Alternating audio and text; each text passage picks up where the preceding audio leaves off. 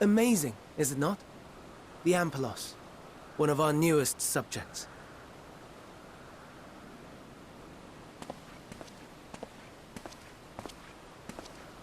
So, how are we coming along?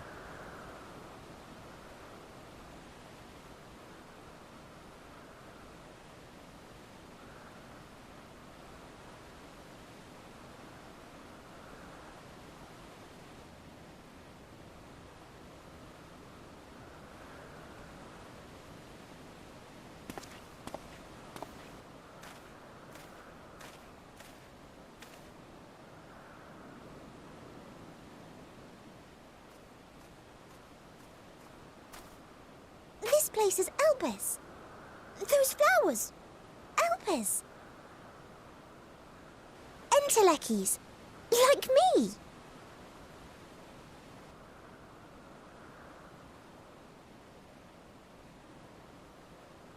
They are a product of Elpis, and so named for their birthplace. A happy accident, born of the hands of a former researcher who loved beautiful blossoms. Unique for how they change color, to reflect the emotional state of those nearby. Though be it here or elsewhere, they are seldom seen in any hue save purest white. Reflect the emotional state, you say? By what means do they achieve this? In creation, there exists an energy wholly apart from ether, one driven by emotions. In like manner to how we manipulate ether, this flower is subject to the influence of said energy.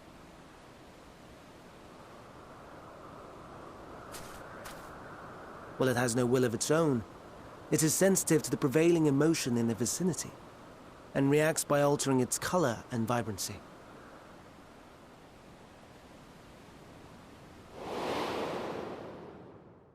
Akasha? It is one of the unseen energies defined by Harnish alchemical theory. Though a gross oversimplification, some describe it as an essence influenced by feelings.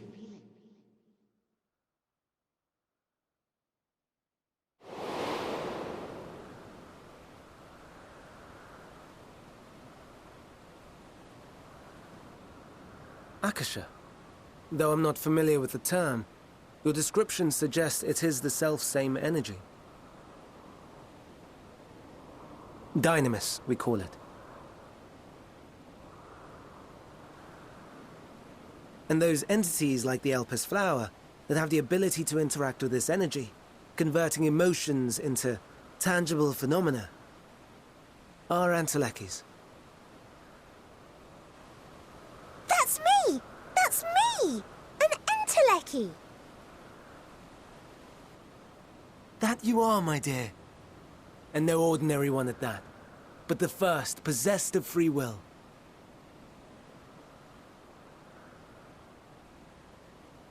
Wait.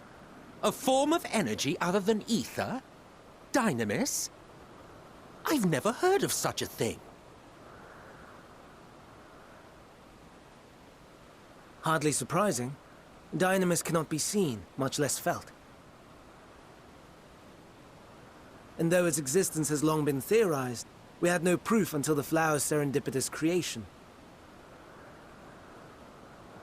What's more, Dynamis is far weaker than ether. Under normal circumstances, its effects are drowned out by the latter.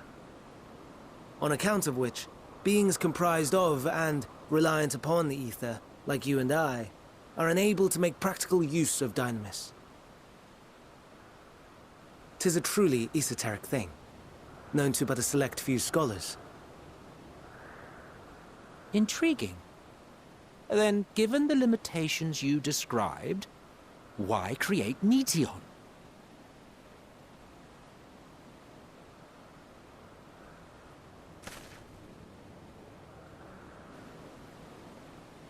Our star, Aetheris, is especially rich in ether, so much so that its name is derived from it.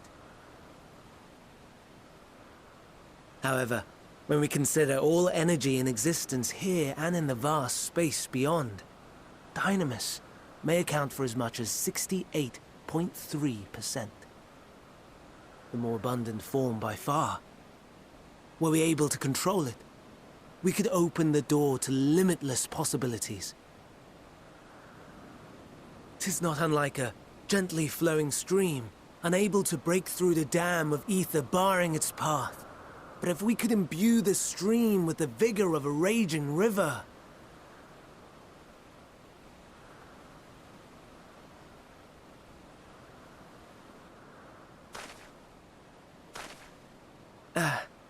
Not that I have such grand ambitions. Nay. I merely wish to create a being that could traverse the great expanse.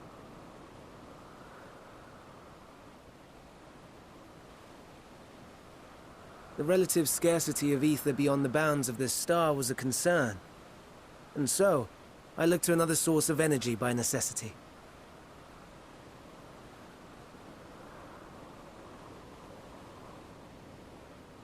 That being Dynamis. No wonder her ether is so thin. Precisely. Yours is thin too. Like an entelechy.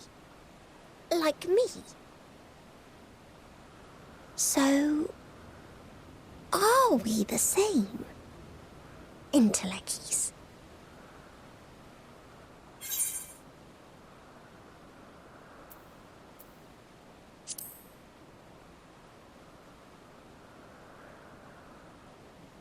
Well, aren't we ungrateful? Mayhap I should revert you to the pathetic, faded thing you were. A deficit of ether alone does not an entelechy make. It would, however, make it easier for you to interact with Dynamis. And limited though its influence may be, this quality could prove the difference between victory and defeat. You'd do well not to underestimate it.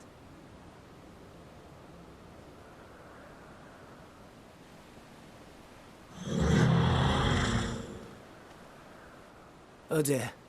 I'd forgotten about the poor fellow. You must excuse me a moment while I go and verify a few more things.